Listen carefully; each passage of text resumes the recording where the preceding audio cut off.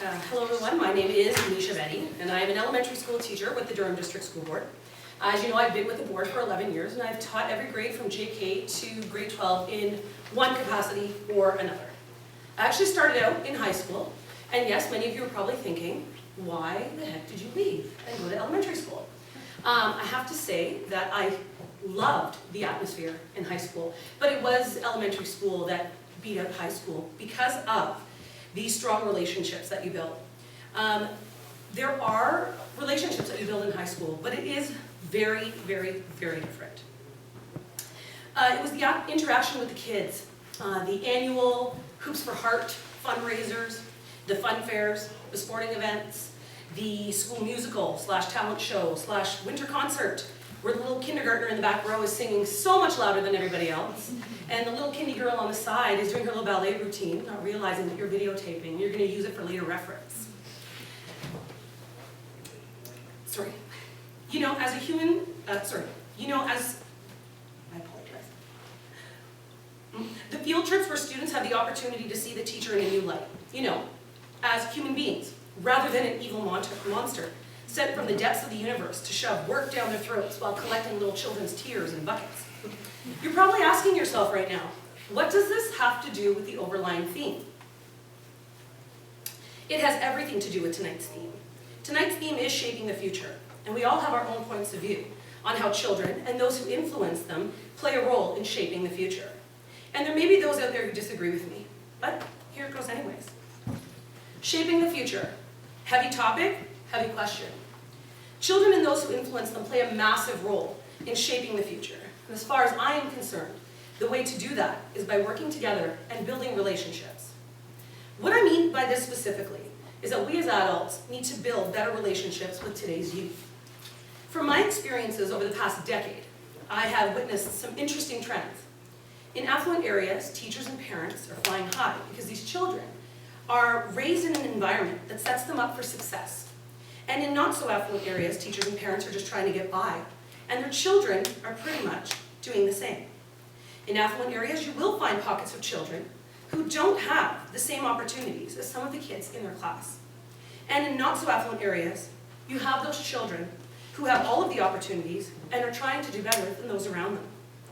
Either way you look at it, no matter the area, no matter the child, no matter their parents' wage, no matter the makeup of our classrooms, we are the ones who help mold these children into who they're going to be. No matter what we are faced with, the one thing that doesn't change, a child will always be a child, no matter what. And what do they need from us?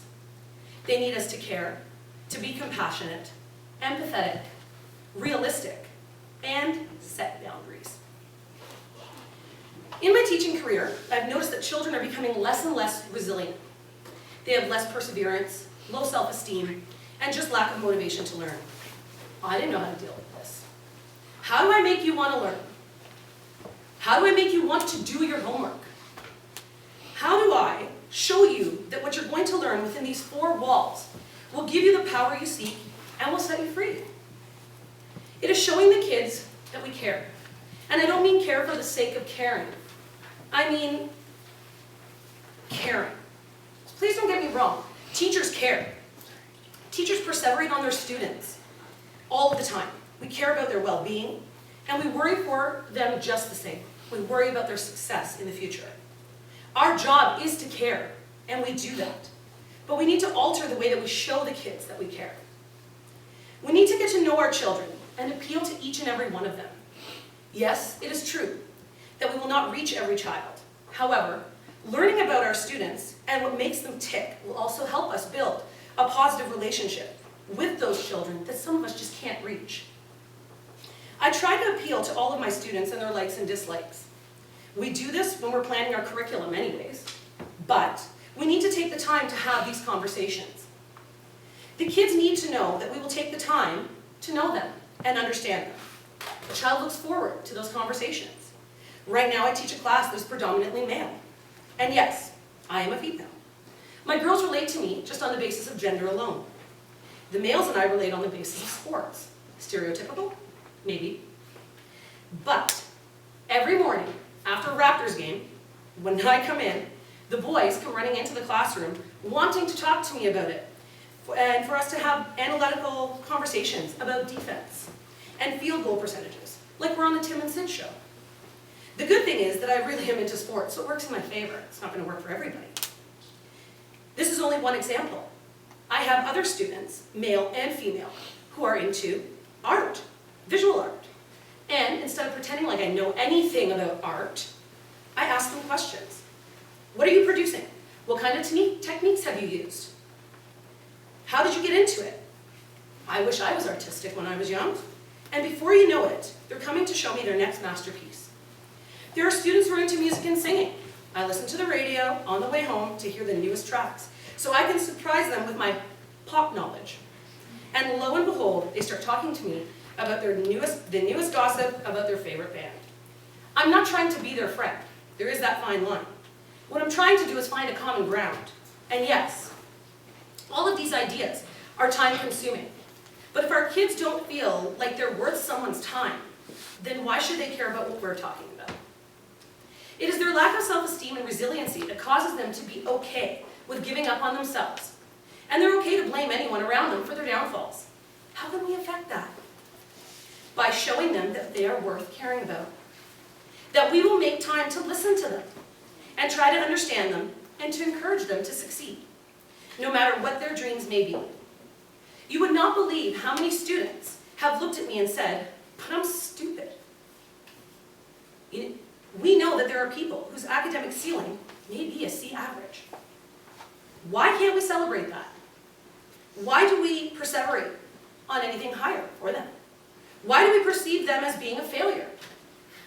Why can't we help that student realize that they're truly good at something and direct their focus and attention on the things that they can be proud of? But they're not going to listen to someone that they do not trust, or someone who has not invested any time into them, into their likes and into their dislikes.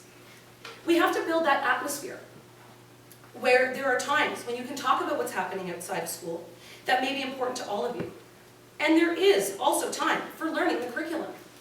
And yet, we need to ask ourselves, what are they learning by communicating with us? They're learning to listen to others and to others' opinions, to hear all perspectives before making a decision, not to judge a book by its cover. I have had students say to me, "I didn't know you were into that. You look so country," whatever that even means. They're learning that the enemy is actually their ally. They are learning respect for elders, which so many of us complain about these days. Truth be told, we all know that children of this generation are nothing like us when we were children. Trust is the key here. And how do we gain their trust? By showing them that we care and they are worth our time. The next aspect that I think can help shape the future for the next generation is compassion. Somewhere in our mid to late 30s, we wake up and we become our parents. We don't quite understand our children anymore. It's a different language. We're speaking English and they're speaking preteen. What we need to do is stop and listen. We need to actually listen. Listen to hear, not to respond. We need to remember that as much as their problems and troubles seem trivial to us, these problems and troubles are real to them, and they're affected by it. Again, we need to build in times where this can happen. But if we take the time to listen without judgment, today's youth will open up more readily. Obviously, there are boundaries that need to be set here as well. We're not trying to be their friends, but what we are doing is showing them that we will take out some of our precious time to hear them out. And when we disagree, we need to let them down gently and reasonably. We don't need to crush their dreams or their emotions. We can build them up by communicating the alternatives or strategies that they can use to help cope, or even care enough to redirect them to their parents about things that are above our heads. We can't lose compassion for our children. It was at my last school where one of my colleagues said to me, "Keep in mind that they are children. We don't know what they deal with when they're at home." And in that particular area, the kids were basically taking care of themselves. This helped me put things into perspective. Because as a human being, I was at one point self-absorbed. Worried about how the kids were affecting me. I was sleeping all the time. I had no energy. And then I realized, stop putting energy into trying to fix everything. And just give these kids what they're missing. Compassion and someone who cares. Empathy is also something that we should not lack. Sometimes we forget what it was like when we were their age. We ask the kids to be empathetic all the time, and yet we need a reminder every so often that kids are kids and they're going to make mistakes. We need to teach them that it is okay to make mistakes. Remember, we were all there at one point in time. As long as we own up to them and learn from them. It is okay, it is easy for us to lose our patience and our tempers, but what does that show the little ones who are watching? Instead of having a calm conversation about things and working it out amicably, we should yell and fight and pursue in a power struggle. Why? First of all, at a certain age, that's what they're looking for. You should have seen the look on some of my former students who were telling me where to go and how to get there. When I would calmly approach a subject, I would ask them why they're yelling at me. And they would say, because I'm angry. And I would say, well, me too, but you don't see me yelling like that. And then you see the aha moment on their face. Oh, I don't need to yell. I can talk to this person reasonably and get to the bottom of my problems. Which as we all know, is never what they pretend to have set them off. There's always some outside factor that has caused this outburst. This is also where being realistic comes in. Be realistic with your expectations and be real with the kids. Being realistic helps the child realize their own potential in their own way, instead of having unrealistic demands placed on them. This can be detrimental as it leads to anxiety. And if the child doesn't reach the expectation, they're now a failure. Encouragement to succeed beyond their potential gives them the hope that they can achieve above and beyond. And knowing that even if they don't, someone is their cheerleader. They will be more willing to take risks and chances. And we need to be real with the children we encounter. Yes, there are things in our profession that we are not to share, but kids know when they're being scammed. You know what? Yes, you're right that you can't do this right now because you're having difficulty being the best you that you can be. But guess what? As soon as I see the real you show up, I'll be more happy to engage in this conversation and allow you to engage in an activity of your choice within reason. The art of compromise. Realistically, we need to use it more often. But it also teaches the kids that there are boundaries, and as adults, we're not going to allow our youth to walk all over us. And yet, we will not hold their behavior against them because they are kids, and they will make mistakes, as we made mistakes at their age. My last point deals with setting boundaries. The kids need to know what is appropriate for you to talk to them about and what is not. That goes without saying. But the boundaries that I'm mainly referring to are the boundaries around our classroom communities. Students need to understand what is acceptable and what is not. They need to understand that everyone counts in our classrooms, no matter who they are. They need to know that our classroom is a safe community and everybody has the right to be there and feel like they belong. A place of inclusivity where everyone is accepted. They need to know that our classrooms are based on growth mindset and not fixed mindset, so that the next generation builds resiliency and belonging. They will feel they belong to something bigger than them, and they will build resilience because they will, they will feel like they belong to something bigger than them, and they will build resilience because they will know that there is somewhere safe for them to go when they feel like all is lost. It was one of my students about 4 years ago who said something to me that made so much sense, and it has stayed with me ever since. This student had been kicked out of multiple schools, had been arrested, and she was on probation. The day after I had gone to a workshop, she sat me down and looked at me and said, "Mrs. Bedi, when you leave for a workshop or whatever, please put me in another classroom." I asked her why.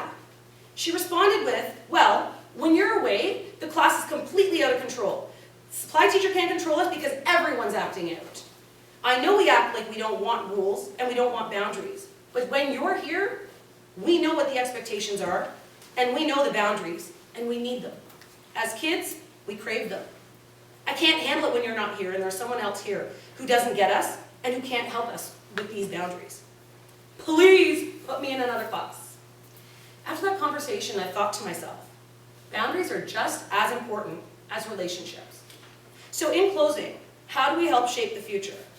By building positive relationships with a foundation in trust, care, compassion, and empathy, which will teach our children resiliency in a world so full of hate and anger. Building positive relationships allows for people to remember positive experiences in their lives. And if we can help our youth remember how good these positive moments feel, then maybe they'll crave it more and more, instead of perpetuating the cycle. Spoken by a true optimist.